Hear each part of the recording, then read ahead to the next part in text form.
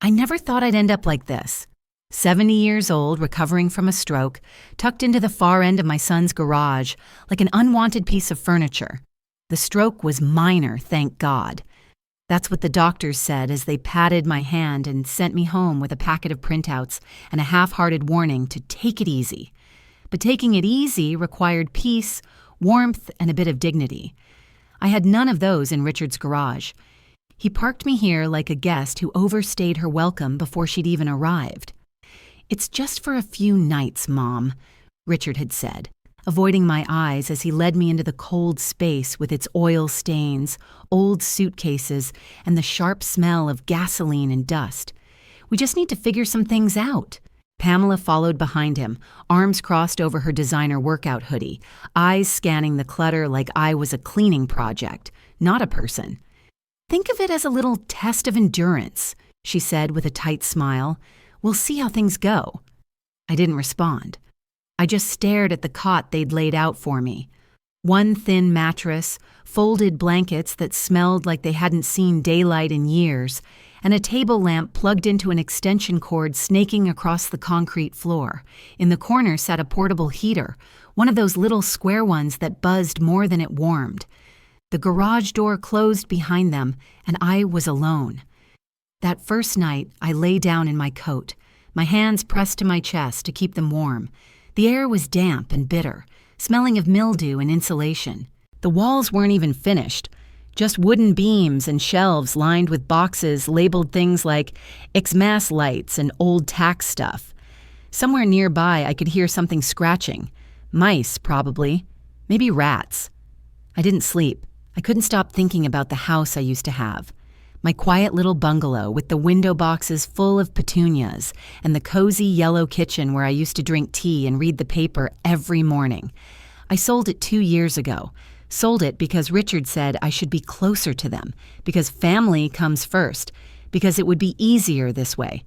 So I bought into the dream, moved into the in-law suite they promised to make up for me, and now I was here, in the garage, like a spare chair no one had room for. The second night was worse. Pamela opened the door only long enough to slide a tray inside, a banana, a hard-boiled egg, and a plastic cup of water. She didn't look at me. "We're having people over for dinner," she said. "Probably best if you just stay in here tonight. Hope that's okay." She closed the door before I could answer. I ate the banana and saved the egg. Not because I wasn't hungry, but because I knew the food wouldn't come steadily. It never does when people think you owe them something for breathing. That night, I wrapped myself in all the blankets I could find and still couldn't shake the chill in my bones. My joints ached, but I didn't complain. There was no one to complain to. I listened to the muffled laughter from the kitchen window upstairs. They were serving wine, probably lamb, something fancy with rosemary. I knew because I'd raised Richard to love that meal. I used to make it for his birthdays. Now I wasn't even allowed to sit at the table. The heater sputtered and clicked, and I stared at the ceiling beams overhead, wondering if they even noticed I was missing from their lives. By the third night, I stopped expecting them to come check on me.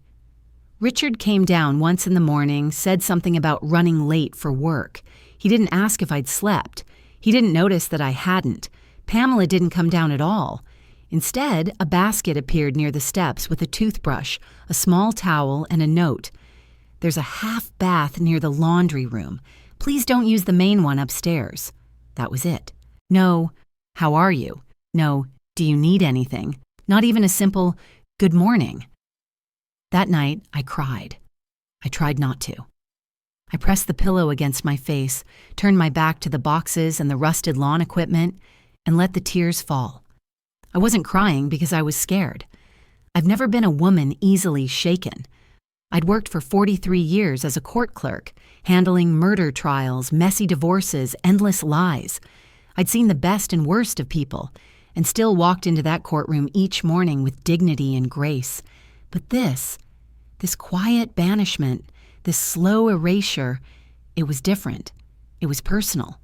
The worst part wasn't the cold or the food or even the loneliness. It was the realization that I was no longer someone they loved. I was someone they tolerated, and even that was conditional. On the fourth morning, I woke up with a cramp in my leg so sharp I nearly cried out. The cot had shifted in the night, and one of the support bars was now pressing into my back like a cruel joke. The heater had turned off at some point, and my fingers were stiff, purple at the tips. Still, I made myself sit up. I rubbed my knees and ankles and said the same words I used to say to Richard when he was little and hurt himself. "You're okay. You can do hard things." Except now I was whispering them to myself. I shuffled to the door and cracked it open, peering out into the bright kitchen upstairs. The smell of bacon drifted down, mixed with the too sweet scent of Pamela's lavender diffuser. I could hear their voices clearly, too clearly. They were just around the corner. "I'm serious," Pamela said, her voice sharp, low. "This is ridiculous. We're feeding her, housing her, and for what? Some vague promise of a future inheritance that may not even come?" "She's still recovering," Richard muttered, his voice tired. "Oh, please," Pamela snapped. "She had a mini-stroke. She's not an invalid. Honestly, I'd be doing everyone a favor if I just gave her a bottle of wine, a handful of pills, and let nature take its course." There was a stunned silence. Even Richard didn't respond right away. Then, laughing, she added, "Kidding. Sort of." Sort of. I stood frozen behind the door, one hand braced on the handle, the other covering my mouth. My chest rose and fell rapidly, but no sound came out, just that thudding pulse in my ears. She wanted me dead, not in a dramatic, movie villain kind of way, but in that quiet, matter-of-fact way that selfish people talk about old things they wish they didn't have to deal with. She didn't see me as a person anymore. I was an obstacle, a barrier between her and what she thought she deserved. I closed the door quietly and went back to the cot. I didn't cry. I didn't even shake. I just sat. For a long time. Later that afternoon, my niece Eva called. She lives 2 states away, a pediatric nurse with a loud laugh and no tolerance for cruelty. She always loved me like a second mother, called me Auntie B, even after she turned 40. "I've been calling for 3 days," she said. "Why didn't you answer?" "I wasn't feeling great," I said. "It's a little hard to talk from—" I hesitated. "From where I'm staying." There was a pause. Then her voice dropped to a slow, deliberate tone. "B, where are you?" "In the garage," I whispered before I could stop myself. "They moved me into the garage after I got back from the hospital." Dead silence. Then, "You're in the garage? With a heater and a cot? No bathroom?" "Yes." "Jesus Christ," she breathed. And then, more sharply, "That's abuse. That's literally illegal, B. That word, illegal. It's that heavy in the air between us." She didn't say, "That's not right." She didn't say, "That's sad." She said, "Illegal." I felt something crackle inside me, like a dry leaf finally catching fire. "I've been trying not to make trouble," I said. "I didn't want to cause problems or seem ungrateful." "You've given them everything," Eva snapped. "They should be thanking you every single day, not dumping you out back like a broken lamp." "I know," I said quietly. "I know. But if I say anything, I might end up alone." "You're already alone," she said, her voice softening. "The only difference is now you're cold while it's happening." I looked around, at the water-stained boxes, at the broken treadmill, at the picture of Richard at age 5, tucked into the side of a crate, smiling at the camera like the world loved him. And I realized something. My silence wasn't protecting me. It was protecting them. My refusal to speak, to fight back, to even ask for better. That wasn't some quiet dignity. That was complicity. I was giving them permission to treat me like this, and they were taking it. "All right," I said finally. "No more." Eva didn't respond for a moment, then said slowly, "What do you mean?" "I mean," I said, rising to my feet for the first time in hours, "I'm getting my act together. I've had my time to be stunned, to be quiet. But Pamela wants me gone?" I looked at the locked garage door. "She's about to find out I don't go quietly." Another night in the garage was bone-chilling. The heater had turned off again, probably overheated, and when I reached out to turn it on, the plastic casing was ice cold. I burrowed deeper into the blankets, but they did little to stop the shivers running down my spine. The bed creaked beneath me, and I began to hate that sound more than the mice scratching behind the drywall. My joints ached. My head throbbed with something stronger than pain, a dull, constant pulsing that felt like a combination of humiliation, shame, and old age. No one came to see me that day. No one knocked on the door. No one brought me a plate of food. Nothing. I might as well have been a ghost. I reached for my purse, feeling around in the mess at the bottom for a rosary, something to hold on to so I wouldn't lose my balance. Instead, my fingers came across a small, unopened box. I took it out and stared at it for a long time before I remembered. Lacey's Christmas present. A smartwatch. Then I smiled and thanked her, pretending to be very happy. "Now you can count your steps, Grandma," she said, smiling, "and if anything happens, you can call me, okay?" I intended to learn how to use it. I really did. But then there were doctor's visits, headaches, joint pain, and then the stroke. And I guess I forgot, or allowed myself to forget. Now I opened the box. The screen flashed and buzzed, and I stared at the interface until the shapes began to make sense. There was a small icon shaped like a microphone, voice memos. I tapped it. A red dot flashed, recording. A smile slowly spread across my face. For the first time since Pamela had laughed at my stamina, I felt something other than fear. I felt purpose. That night, I put the watch on my wrist and hid the microphone icon under the sleeve of an old cardigan. I waited. The silence in the garage now seemed different, less like exile, more like camouflage. Around 7 p.m., the light above the stairs came on. I approached the stacks of boxes in the back corner, crouching behind a pile of old-school trophies and gardening tools. The door creaked and opened. I heard footsteps, then voices, quiet at first, but growing louder as they approached the kitchen. "This can't go on," Pamela said. "I'm telling you, Richard, this is getting ridiculous." "She's getting better," Richard replied. "She just needs a little more time." "No," Pamela interrupted sharply. "She needs a clinic. You know, one of those fancy ones with flower wallpaper and soft music in the lobby, not my garage." I heard the clinking of glasses. The refrigerator door opened, hummed, and closed again. "I've got it figured out," she continued. "Sunset Haven has a waiting list, but I can move her up if we act fast. But we need access to her assets." Richard groaned.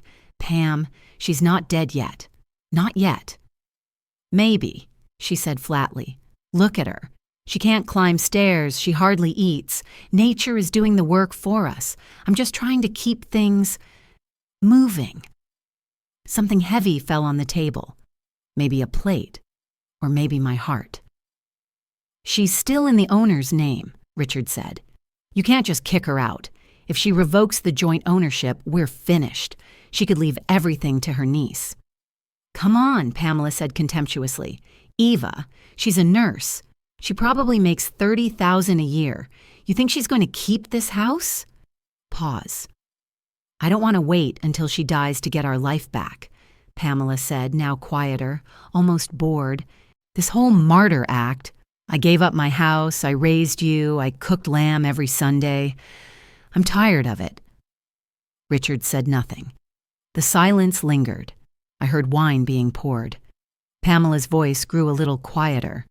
Not gentle. It never was. Just matter of fact. "You know she doesn't have long to live," she whispered. "Why do you think I moved her into the garage? That way we don't have to pretend. And if something happens, well, it'll be quiet, painless. We'll tell everyone she died peacefully in her sleep. In her room." "She doesn't have a room," Richard said. "That's right." I clenched my hands so they wouldn't shake. The recording continued. I could see the red light flashing under the sleeve, slowly and steadily, confirming that it was recording. They wanted me gone. They were waiting for me to die. Not just waiting, but preparing for it, as if it were a business deal. They were organizing my elimination with the precision of someone moving a file to the trash. I was no longer a mother. I was an obstacle. I sat motionless for a long time after the door closed and the footsteps receded upstairs. Only when I was sure they were gone did I finally move. I played back the recording, just a few seconds, to confirm what I already knew. Their voices were clear. No noise, no confusion. Every word preserved. I stared at the screen and whispered, "Thank you, Lacey," to no one but the darkness. Then I lay down on the bed, my heart beating fast, anger swirling in my chest like smoke in a chimney. They thought I was helpless, powerless, weak, but the garage wasn't a grave. It was a war room, and I was just getting started. By the time the 6th morning arrived, I no longer felt like a guest in the garage. I felt like a spy in enemy territory. The cold didn't bother me anymore. The creaks of the cot, the musty smell of dust and insulation, even the occasional rustling in the walls, I had come to accept them, not as symbols of humiliation, but as reminders. This was the cocoon from which I would emerge. I had slept maybe 4 hours, but I woke with my mind razor sharp, already assembling the pieces. Names, evidence, motives. I dressed carefully, pulled on my soft blue cardigan and slacks, brushed my hair back into a low twist the way I used to when I needed to look capable and composed. When I opened the box with the smartwatch, it felt almost ceremonial now, like a uniform. I secured it to my wrist, touched the screen gently. Then I made the call. The first voice I heard that morning didn't ask how I was or comment on my tone. Judge Margaret Rayner had always known when I meant business. "Beatrice Hammond," she said, her voice bright but steady. "It's been too long." "And I'm sorry I waited this long, Margaret," I said, "but I need help, legal, quiet, serious. Tell me everything." I did.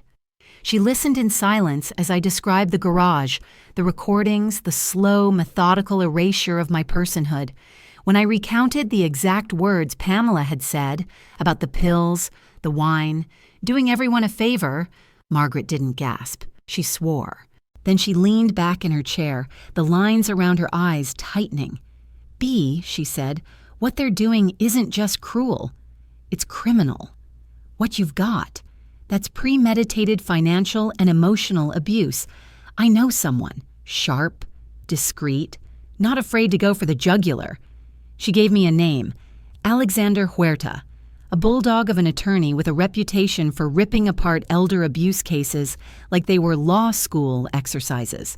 He was known for being meticulous, ruthless, and more importantly, moral. "I'll call him," she said, "but I want you to call too. Let him hear the steel in your voice." I nodded, even though she couldn't see me. When I called Alex Huerta's office, I expected to be scheduled for a consultation 3 weeks out, maybe shuffled around. Instead, a brisk young woman picked up on the second ring. "Ms. Hammond, Judge Rayner told us to expect your call." By 2 p.m., I was on a secure video call with Alex himself.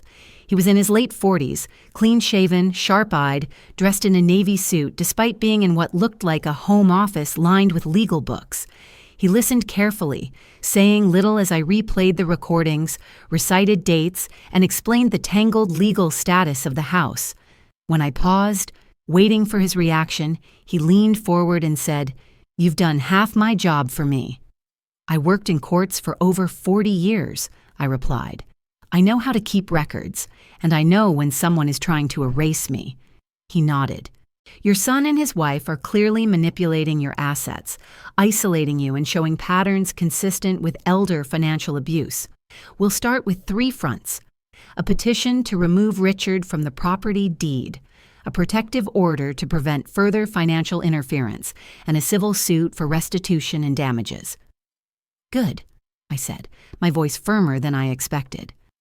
Alex wasn't done. "If we get aggressive," he continued, "I can also pursue a temporary injunction to freeze any movement of your financial accounts or property. That includes joint tenancy assets.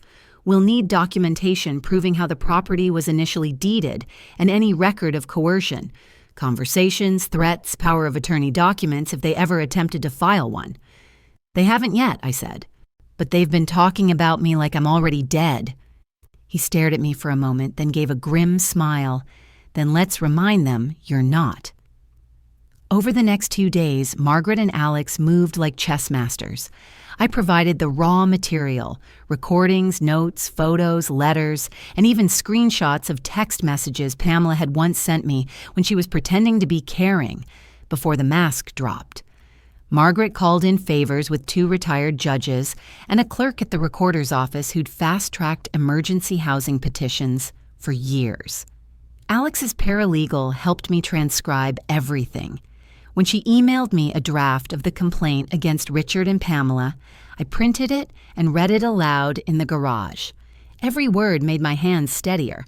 Petitioner Beatrice Hammond, age 70, is currently being kept in an unheated garage without full access to a bathroom or basic utilities by her son and daughter-in-law, despite recovering from a recent medical event. It was there, in black and white, the truth. The next morning, we filed a civil suit for elder financial abuse and emotional neglect, a petition to remove Richard from the joint deed, citing coercion and incapacitation at time of signing, a request for temporary financial guardianship by a court-appointed third party, pending investigation, and an emergency restraining order barring either of them from making any financial decisions on my behalf. Margaret arranged for an emergency court review. She even found a sympathetic judge still on the bench, Judge Leavitz, a woman I'd once trained during her clerkship. We used to eat lunch together in the break room, back when I was still someone people listened to. Now I was the client. But not just a victim, a strategist. For the first time in months, I didn't feel old. I didn't feel discarded. I felt capable. That night, as I sat in the garage, the heater humming beside me and the papers spread across my lap, I thought about the kind of woman I'd been before Richard became someone I feared, before Pamela smirked her way through my dignity. They had taken so much from me. But now I had something they didn't. I had a plan, and I had time, because I wasn't leaving, not until I took back every inch of my name, my legacy, and my home. The sun was just beginning to warm the edge of the garage door when I woke. For the first time in days, my sleep had been deep, dreamless.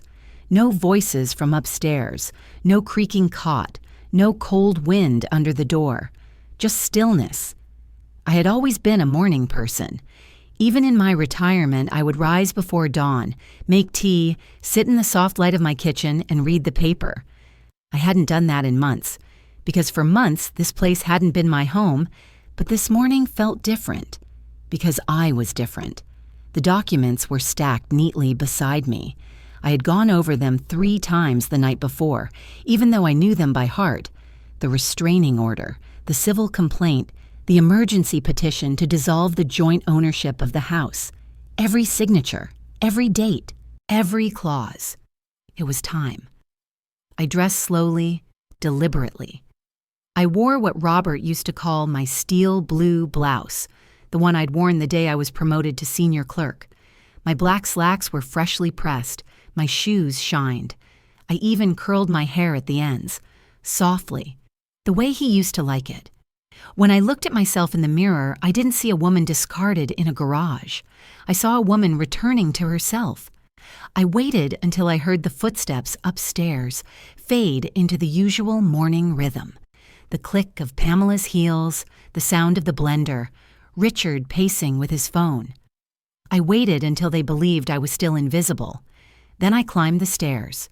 The moment I entered the kitchen, the air shifted. Richard stood at the counter in his button-up shirt and slacks, typing something into his phone. Pamela, in yoga pants and a tank top, had just finished her post-workout smoothie. Her face turned instantly annoyed when she saw me. "Mom?" Richard said, half distracted. "Everything okay?" I walked in calmly, pulled the chair out at the kitchen table, and set a sealed envelope down on the smooth wood. I didn't speak. I simply looked at Richard. He picked it up with a half smile, like he expected it to be a handwritten apology, or perhaps a belated thank you for the cot in the garage. but when he read the first few lines, the color drained from his face. "What is this?" Pamela asked. Richard didn't answer. She snatched the packet from his hands and scanned it. "A lawsuit?" I think she said, her voice rising. "You're suing us?" I finally spoke. My voice was calm, steady. "Yes." Pamela laughed, a sharp, bitter sound. "You've lost your mind." "No," I said. "I found it." Richard looked up from the page, his eyes wide. "Mom, this is serious. This says we have to leave the house, that we're being accused of financial abuse." "I'm not accusing," I said. "I'm proving there's a difference." "You can't do this," Pamela said, slamming the papers down. "This is our house, too." "No," I said quietly. "It was my house, until I was manipulated into putting your name on the deed. That mistake is being corrected." Pamela opened her mouth to argue, but the doorbell rang. 3 hard knocks. I turned and walked to the front door. Through the glass, I saw the figure in uniform, tall, composed, clipboard in hand. Richard stood behind me, panicked. "Don't let him in. Mom, please, can we talk about this?" "We've done enough talking," I said, and opened the door. The officer tipped his cap. "Mrs. Beatrice Hammond?" "Yes." "I'm here to serve an emergency protective order issued by Judge Margaret Leavitt of Superior Court. You've filed a petition." "I have." He looked over my shoulder. "Are the named parties present?" "They are," I said, and stepped aside. Richard stammered. "Wait, hold on. This is ridiculous. You can't just— Mom, what are you doing?" The officer stepped in. "Sir, I'm going to ask you to remain calm while I issue the contents of the order. You have 24 hours to vacate the premises." Pamela gasped. "You're kicking us out? Where are we supposed to go?" "That's not my concern," I said flatly. "Mom," Richard tried again, "don't do this. You'll be alone." "No," I said. "I've been alone since you put me in the garage. You just didn't see it." Pamela stormed to the stairs. "This is insane. We took you in. We gave you shelter." "You gave me cement and silence," I cut in, "and a box of toiletries like I was a stranger passing through." She glared at me. "You're bitter because we didn't baby you after your little stroke?" "No," I said. "I'm furious because you saw me at my weakest and decided it was the perfect time to take everything I had." The officer handed each of them the restraining order documents. They took them with trembling hands. "I recommend you read these carefully," he said. "Violating this order will result in immediate legal consequences." Pamela looked at Richard, then back at me. "You think you've won? You think this house makes you powerful?"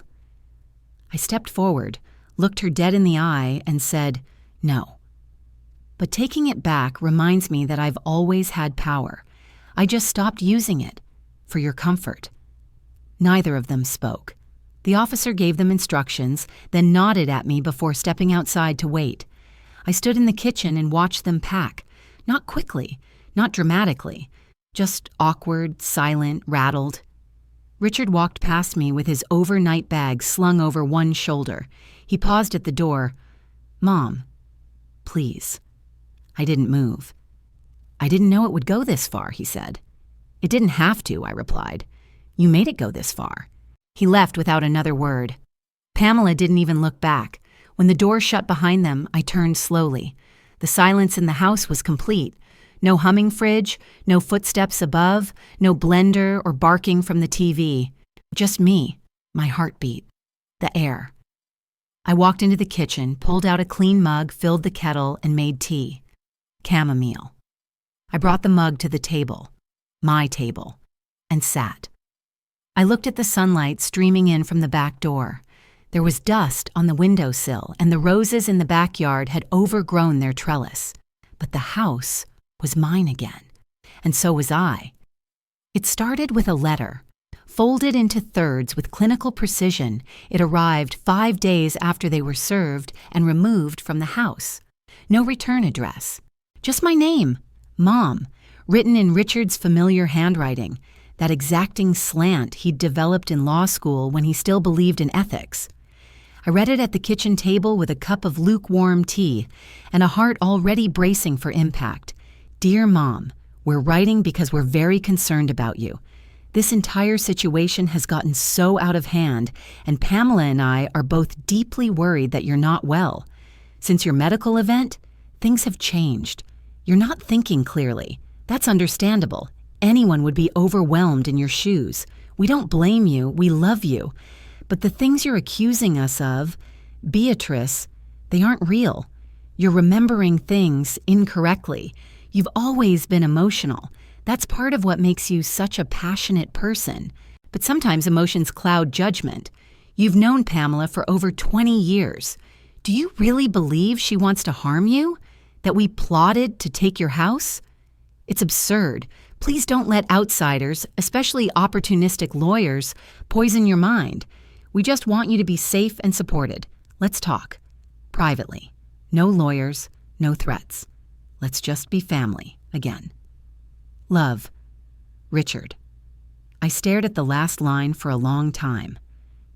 Let's just be family again. What family? The one that banished me to a garage? That whispered about waiting for me to die? That called me a burden and treated my survival like an inconvenience? I wasn't emotional. I wasn't confused. I had 18 minutes of audio, court documents, legal advisors, and a judge who'd fast-tracked my case with a handwritten note that read, "Protect her." But still, the letter curled something tight and awful in my gut. They weren't begging. They were reframing, trying to twist the truth like soft wire until it fit their version, the kind of manipulation that leaves bruises not on your skin but on your memory. The next morning, there was a voicemail from Pamela. "Hi, Beatrice," she said, all sugary sweetness. "Just wanted to check in. I hope you're okay. I know this whole thing has been stressful. We're all human.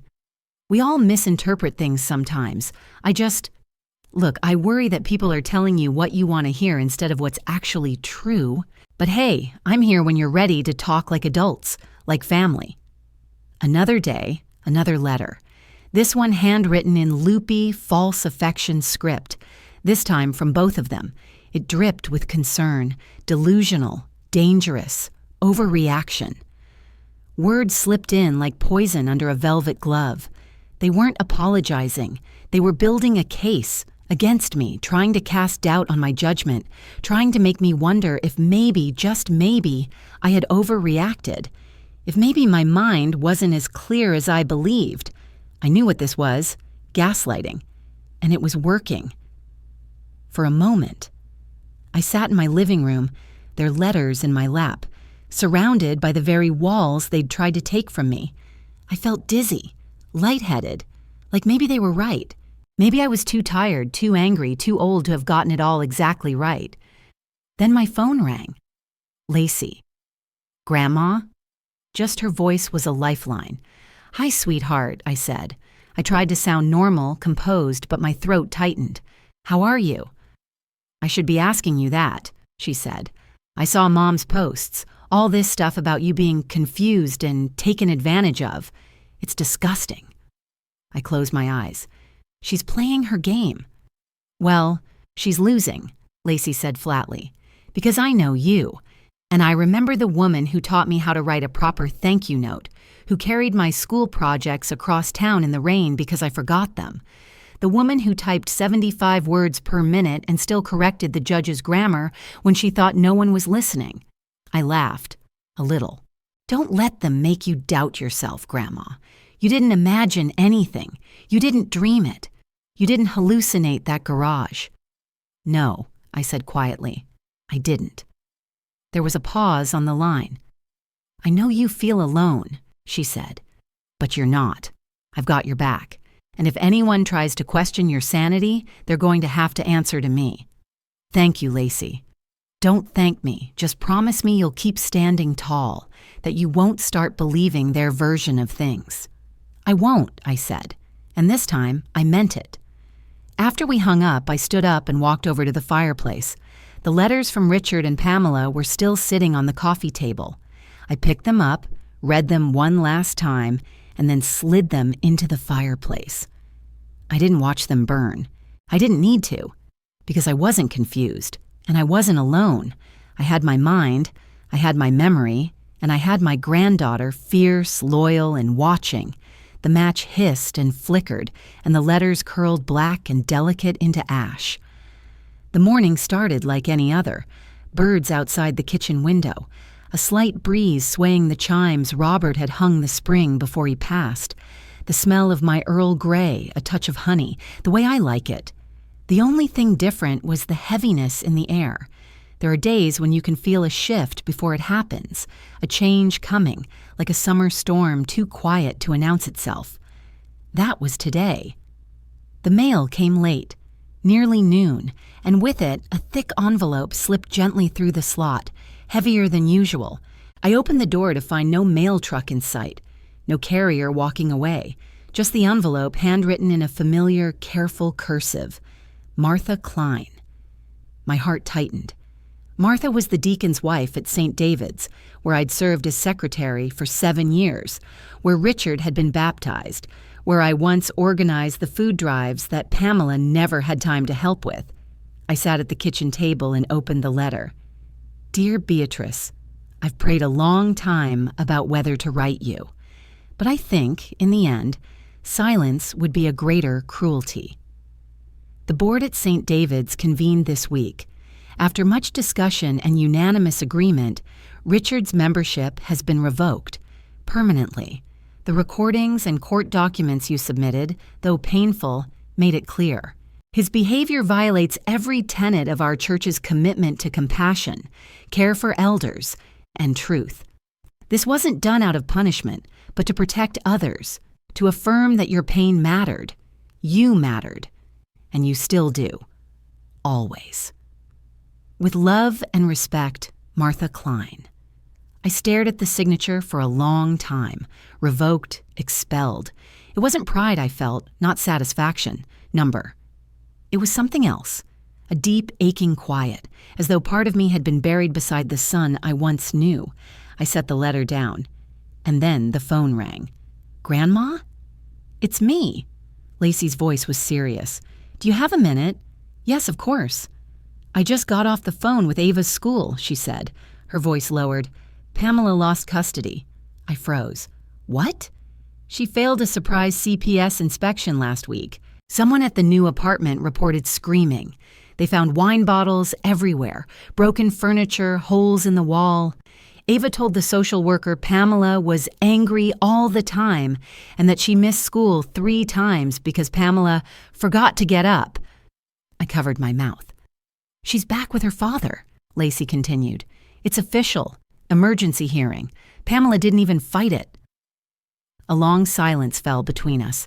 I looked across the kitchen at the corner where Pamela once scolded me for hovering near the stove. I remembered Ava slipping me an extra napkin when no one was looking. Just in case, she'd whispered. I didn't want this, I finally said. I know, Lacey replied. But you didn't cause it. You revealed it. There's a difference. I nodded, though she couldn't see me.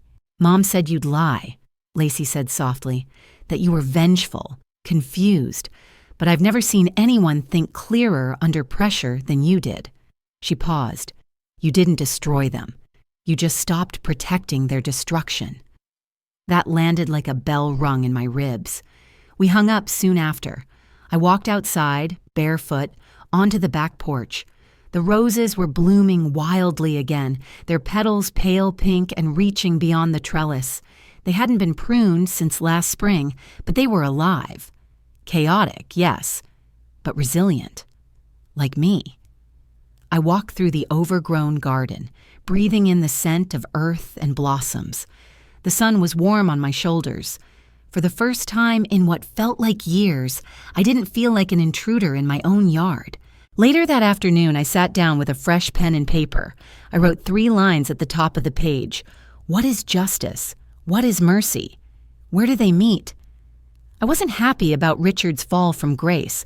I wasn't celebrating Pamela's loss.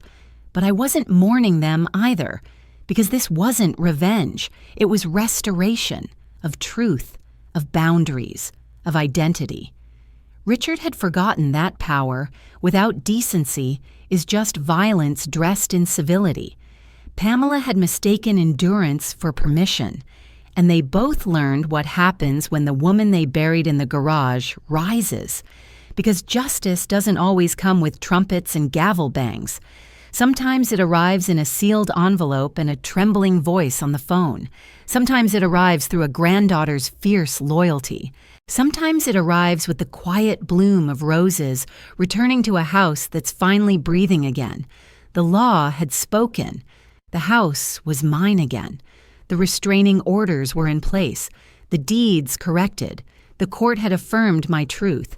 But outside the courtroom, in the cafes, church pews, and grocery store aisles, my name still lived under a question mark. "She's a little off since the stroke," someone had whispered at the pharmacy. "I don't know," I'd overheard at the farmer's market. "She was always so sharp, but now—" Richard had made sure the story lingered, and Pamela, with her Pinterest smile and flawless lies, had reinforced it with every sigh and half-truth she passed off as concern. "We just want what's best for her," she had said to neighbors. It's so hard when they start to imagine things. I hadn't imagined anything. I had the audio files. I had every cruel word she said, every silence Richard used as consent, every scheme they muttered while I sat 3 feet away in a folding chair in a garage that smelled like mildew and betrayal. But still, somehow, I was the one on trial in the public eye. Lacey came over that Friday, arms full of takeout containers and her laptop slung over one shoulder. "You ready?" she asked after we'd eaten. I knew what she meant. I nodded. We sat at the dining room table, the same table Richard once spilled juice on when he was 6, where we used to carve pumpkins and write holiday cards. It had become a kind of war room now, covered in legal pads, flash drives, and transcripts. Lacey opened a file on her desktop. "Let's start with the worst one." She played the audio, Pamela's voice echoing in my ears again like a ghost returning to the scene of its crime. "She's barely mobile. A few more months and this whole thing resolves itself. We just need patience." Then Richard, "We have to make sure she doesn't change the will." "That's the only risk." I flinched, again, even though I'd already heard it. Lacey pressed pause. "Still sure you want to do this?" I looked her in the eyes. They told the world I was senile, that I imagined abuse, that I mistook love for neglect. The only way to clean a lie is with the full truth. She nodded, and we began. We selected 6 recordings, the clearest and most undeniable. We typed up transcripts with timestamps matching each voice to a name. We redacted nothing. If I was going to defend myself, I wasn't going to flinch. Then, at Lacey's insistence, we filmed a message. Just me, sitting at my kitchen table, my hands folded, my voice steady. "People say I've changed," I began. "They're right. I have pause. I've changed because I was put in a garage by the son I raised and spoken about like I was already dead. I've changed because I survived not just neglect, but the erasure of my story. I've changed because I realized that silence is not grace, it's surrender, and I am not surrendering anymore." We uploaded it, first privately, sent the link to key community members, the head of the church committee, the homeowners association, the newsletter editor, a few old friends who'd begun to avoid my calls. Then Lacey made a post in a local community group on Facebook. "My grandmother was accused of delusion. This is her side, the real one. Please listen." Within hours, the video had over 500 views. By morning, it had been reshared by church volunteers, retired clerks I hadn't heard from in years, and a local youth advocate group. By the 3rd day, people started showing up. Mrs. Delgado from the old library brought me shortbread cookies and apologized. "I should have asked you directly," she said, "not listened to Richard." Mr. Peterson, who had avoided me at the corner store, shook my hand at the post office. "What they did to you? I'm ashamed I ever doubted you." Even Martha Klein called again. "I watched the full thing, twice," she said. "There is no excuse for what they did. You've handled this with more grace than most of us deserve." But not everyone was supportive. Pamela issued a statement through her lawyer, calling my video deeply edited and a smear campaign designed by a family member with a vendetta. She denied ever intending harm. Richard filed a complaint with the appellate division, citing public humiliation and irreparable reputational damage. The judge dismissed it within 48 hours because the evidence didn't blink, didn't shift tone depending on the audience, didn't forget. And as the truth spread, the fog began to lift. Still, I wasn't celebrating. Not yet, not exactly. Because dignity, once damaged, doesn't return with applause. It returns slowly, with long stares at the mirror, with returned eye contact in grocery aisles, with the gradual quieting of those inner doubts Richard and Pamela had sown so carefully. Lacey stayed late that night. We drank chamomile and sat on the porch, watching the sky darken above the rose trellis. "You know," she said softly, "a year ago, I wouldn't have had the guts to do this." "To help me?" "To help myself," she said. "You're not just taking back your name, you're showing me how not to give mine away." I reached over and squeezed her hand. "I was afraid I'd be the villain," I whispered. Lacey looked at me. "Then let them think that. The truth doesn't need their permission." I exhaled. In the end, they didn't silence me. They gave me a megaphone, and I used it.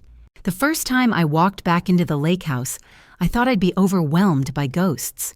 Instead, I was greeted by silence.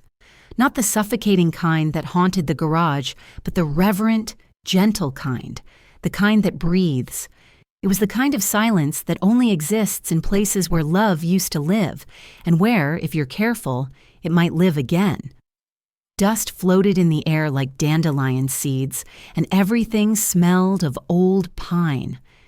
The curtains Robert and I hung in '92 were still there, faded but still swaying in the breeze. His old fishing boots sat in the corner of the mudroom, stiff with age but untouched. I walked slowly through each room. The peeling wallpaper in the hallway, the sag in the living room floor where Ava once spilled a full glass of grape juice during a weekend visit, the kitchen cabinets lined with floral contact paper I had measured and cut myself, still clung stubbornly to the wood. I placed my hand on the windowsill over the sink, the one where Robert would rest his coffee mug every morning. We never painted over the nicks in the wood. We said they were our marriage tally marks, proof we'd lived fully. "I'm sorry," I whispered. "It's been too long." I hadn't been back since before the stroke, before the betrayal, before I'd been told, in so many words, that I was expendable. But I wasn't. Not then. Not now. And this house wasn't going to waste away in memory. It was going to serve a new purpose. Second Voice Foundation became more than a response to my own pain. It became a mission, not just a shelter or a resource hub, but a movement. It started small. I used a portion of the settlement from the civil suit, not out of vengeance but justice, to fund the initial paperwork. Alex, my attorney, helped incorporate the nonprofit. Lacey, determined and sharp, handled the digital infrastructure, set up the first donor campaign, and drafted our mission statement. Second Voice exists to protect the silenced, to affirm that elders are not relics, they are roots, and any society that dares to cut away its roots is already rotting. We found our first client within 2 weeks. Her name was Virginia, 74, a retired nurse. Her daughter had drained her pension, sold her car, and told the neighbors she was getting paranoid. Virginia had been sleeping on a cot in a laundry room for 3 years. We helped her file a restraining order, paid her legal fees, found her an apartment where the landlord greeted her with flowers and fixed the light bulb in her hallway before she even asked. Then came Dennis, and Nora, and Alvaro, and so many others who started their stories with, "I don't want to make a fuss, but..." They all ended the same way. Finally heard. We trained volunteers, launched a referral system, secured a part-time counselor. A law student intern offered to draft templates for emergency guardianship reversals. And through it all, the lake house sat waiting, empty, full of possibility. That's when the idea came. not just to save survivors from their abusers, but to rebuild their sense of home. We launched a new arm of the foundation, Steward Homes, dedicated to housing intergenerational families who honored their elders, not out of pity, not out of obligation, but love. Families could apply. There were interviews, background checks, and in-person visits, not for perfection, but for proof of care. When we met the Kassab family, I knew within 10 minutes they were the ones. Refugees from Syria. A father named Omar, a former teacher. His wife, Reem, a nurse's aide. Their 3 children, all under 15. And most importantly, Afaf, Omar's mother. Soft-spoken, dignified, eyes clouded with age but never shame. Afaf reminded me of myself. Not because of her posture or her silver hair, but because of the way she sat at the center of her family like a lighthouse, the way her children leaned in when she spoke, never cutting her off, the way Reem tied her scarf before offering Afaf her arm, wordlessly. That was not charity. That was devotion. I want her to wake up every day with a garden, Reem said. She lost hers in Damascus. The war burned everything. I handed them the keys that same week. No rent, just stewardship. A home in exchange for honoring the heart of it. They cried. And I did too. The day they moved in, I returned with a basket. Tea, fresh towels, and a photo of the house from 1984. The first summer we spent there as a family. Richard had braces. Robert wore socks with sandals. I looked sunburnt and radiant. "Welcome home," I told them. Afaf held my hands and said in Arabic-accented English, "God has returned the light to this house." And she was right. That night I drove past and saw it, the windows glowing, laughter spilling faintly from the kitchen. A family, whole, intact. The house no longer held just my memories. It held theirs. A month later, I stood on a stage at a local civic event. Lacey introduced me. She called me the clearest voice in a storm of silence. I stepped up slowly, adjusted the mic, looked out at the room, people from every corner of the community, judges, teachers, volunteers, some who had doubted me, some who had whispered, some who had remained brave in the quietest of ways. And I said, when I was sent to a garage, I thought my story had ended. I believed my usefulness was over. That dignity was a door I no longer had the key to. But I was wrong. Dignity is not given. It is claimed. And no matter what anyone tells you, no matter how many times you are dismissed, discredited, or diminished, you still matter. I paused. I don't want your pity. I want your promise. That when you see an elder pushed into silence, you lean in. That when someone says they're just confused, you ask why they're whispering. That when you see injustice buried beneath politeness, you dig. There was no applause. Not at first, just silence. The good kind. Then, one by one, hands rose in quiet acknowledgement. Now every week I walk the grounds of the lake house. I bring preserves, sometimes flowers, sometimes just a book to sit and read while the children run barefoot through the grass. Afaf and I sit side by side, our words different but our truths shared. She survived war. I survived betrayal. And we both survived being forgotten. Now we speak for others who are still finding their way out of the dark. I'm no longer just Beatrice Hammond. I'm the founder of Second Voice, the steward of a house that breathes again, the woman who was left in the garage, who turned silence into a movement, and opened the door for the next person waiting to be seen. I waited until the anniversary of Robert's passing. 1 year since the courtroom victory, 1 year since the garage, since the cot, since the whispered plans of a son waiting for me to die so he wouldn't have to pretend anymore. It had also been 1 year of light returning to my life. Lacey was now the full-time director of Second Voice, and she handled it with the grace of a woman twice her age. The lake house thrived under the Kassab's care. The foundation had opened a second safe home, partnered with a local shelter, and received a small but meaningful state grant. But there were still threads left untied, so I sat down to write the letters. Not because I expected a reply, but because some truths must be said aloud, not for the listener, but for the soul speaking them. Dear Richard, I held your hand when you had night terrors at age 4. I lied to your teacher when you were 12 and forgot your science project because you were too embarrassed to admit you hadn't started it. I drove 2 hours to see you get promoted at your firm. I wept when you called to tell me I was going to be a grandmother. You were my son, but you forgot who I was the moment I became inconvenient. I've listened to the recordings a dozen times, not because I need proof anymore, but because I need to remember just how far you went, not in anger, but in calculation. That was the part that hurt most, not the cruelty, but the calmness of it. I do not hate you, but I do not forgive you. Some things are not forgivable, not because they are too terrible, but because they are too deliberate. You betrayed not just me, but the memory of your father, the man whose name you still carry. He taught you to stand when an elder entered the room. He taught you to protect. You forgot that. You buried him twice, once in the ground and once in your actions.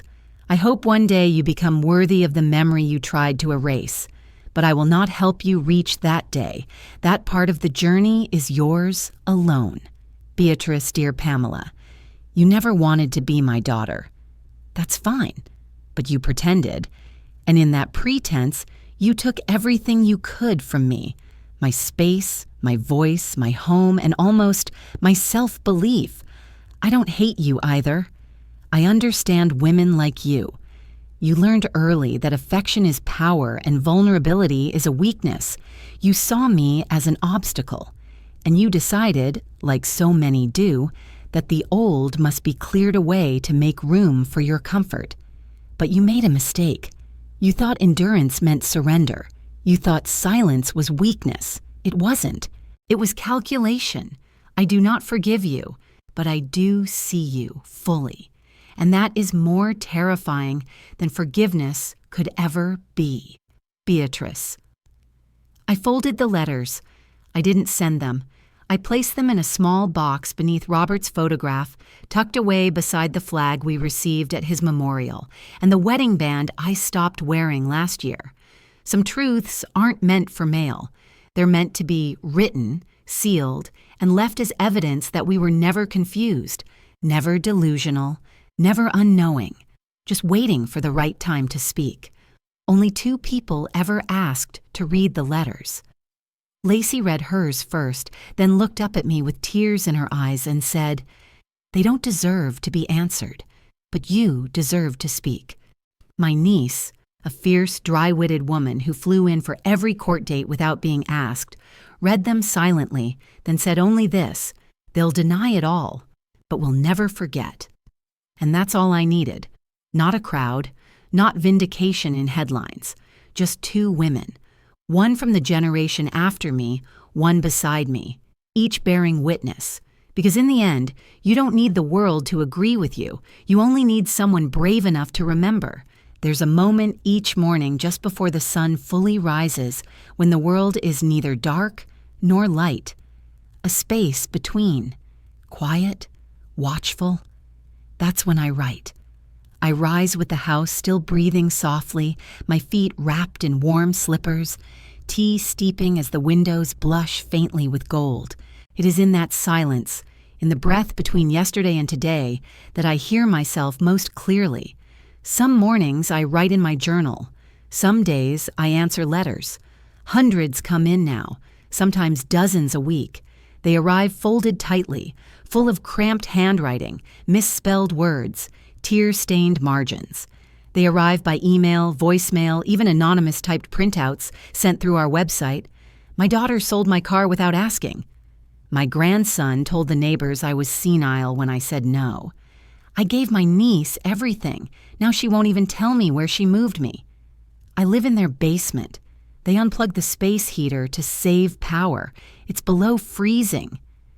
Every one of them ends with some version of, "But I thought it was just me." I know that feeling, that hush in the throat, that fear of seeming ungrateful for being alive, that shame of asking, Am I overreacting? Even when your bones are shivering on a concrete floor in a garage, while your son eats dinner 20 feet away and pretends you don't exist. But I'm here to tell you, you are not overreacting. You are remembering, and that makes all the difference. The foundation grew faster than I ever imagined. What started as a single helpline, a few printed flyers, and a rented office above an old dentist's practice has now grown into 3 staffed centers across the state, a legal team of 6, and an emergency housing rotation that shelters over 100 elders each year. We host workshops on recognizing subtle financial abuse, emotional coercion, elder gaslighting. We train nurses, volunteers, granddaughters. Our newest initiative is the Silent Ledger, a database for survivors to document events, even if they don't yet want to come forward. A memory vault, an archive of truth, waiting, protected, private, but real. Because what is stolen first in abuse is not property, it's narrative. And now, no story will be lost again. I never remarried. I didn't need to. My life is full of friends, of purpose, of legacy. Lacey and I share a home now, 2 wings, 1 roof. She still runs the foundation, but now she also lectures at universities. One of her talks is called Witnessing the Invisible, How Bureaucracy Fails Elders in Crisis. She opens every session with a photo of me from the garage days. I told her once I hated that photo. I looked thin, wrinkled, defeated. She said, "No, you looked ready." I've come to believe her. I kept thinking I would forgive them in time. I didn't. But I also didn't rot with bitterness, because I stopped needing their apology. What I needed was memory. Not nostalgia, not sentimentality, but memory in its fiercest form, the kind that insists on your humanity even when the world would rather move on. Memory is not always soft. It is not always gentle. Sometimes it is armor, and I wore mine well. People often ask me now, what would you tell someone going through what you did? At first I didn't know how to answer. I wanted to say, run, or scream, or call someone. But the truth is more complicated. So now I say this. This is not a story about cruelty. This is a story about memory and dignity. Cruelty exists, but it is not the villain. The real danger is being erased, spoken around, discredited with a smile, undermined beneath a pat on the hand. That's how they steal your name before they steal your things. That's how they cut you away from the world that still needs you. So to anyone reading this, any woman, any elder, anyone ever made to feel inconvenient, I say this: do not stay silent, but also do not rush to speak until your silence is sharpened, because silence, if wielded wisely, is not weakness. It is strategy. It is survival. It is the room where truth grows roots. Speak when you are ready, not before, but speak always. Eventually, in a courtroom, in a whisper, in a journal only your niece finds after you're gone, because memory is a torch. And if you carry it, someone else who thought they were alone will see it flicker and know. I still keep one small box under my bed. Inside are the letters I wrote to Richard and Pamela, still sealed, still untouched. They are not apologies. They are not forgiveness. They are simply endings. I don't know if they'll ever read them, but I wrote them because I needed to, because there are some things too heavy to leave unspoken, even if the listener has stopped listening, and because memory matters even if the people who hurt you pretend they don't. I am not the woman in the garage anymore. I am the woman who left the door open behind her for the next one. If you're reading this and you know that feeling of being whispered about, overlooked, gently pushed out of your own life, you're not imagining it. You are not broken. You are not disposable. You are a keeper of memory. And when you're ready, speak.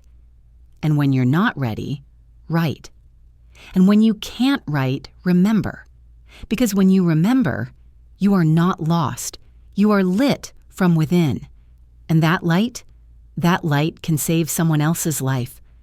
Just like mine was saved, just like yours can be. With memory, with dignity, with fire, Beatrice Hammond found her second voice still here, still writing.